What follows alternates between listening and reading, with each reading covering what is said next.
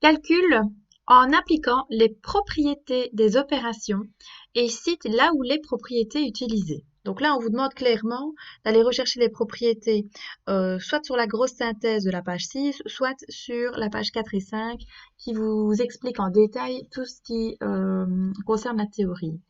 Donc 45 plus 0, très facile. Ça fait 45, tout simplement parce que le 0 n'a aucun impact sur le terme de départ, parce qu'on appelle 0 comme élément neutre pour l'addition. Donc on va justifier, car 0 est neutre pour l'addition. Alors attention, quand vous justifiez, vous devez toujours bien préciser pour quelle opération vous êtes en train de citer la propriété.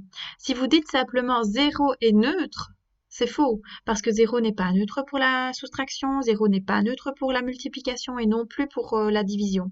Donc si vous dites 0 est neutre tout court, on a l'impression que 0 est neutre de manière générale, alors que ce n'est pas le cas du tout.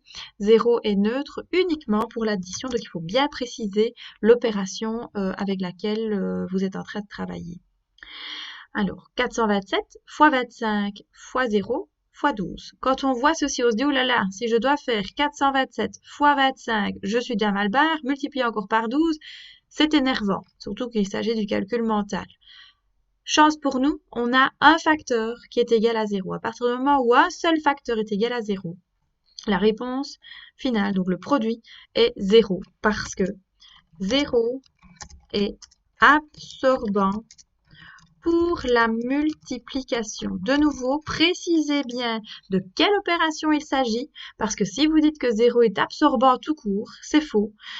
0 n'est pas absorbant pour l'addition, ni pour la soustraction, ni pour la division. Donc, on doit bien préciser l'opération avec laquelle on travaille. Et le dernier exemple, 42 fois 1.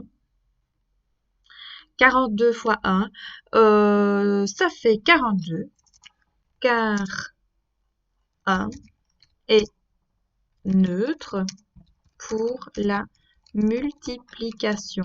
Très important encore une fois de préciser l'opération de laquelle on est parce que vous voyez, on a un élément neutre pour l'addition mais il est 0. Si vous dites 1 est neutre tout court, on a l'impression que 1 est neutre pour toutes les opérations, ce qui n'est pas du tout le cas. Donc on précise que c'est pour la multiplication.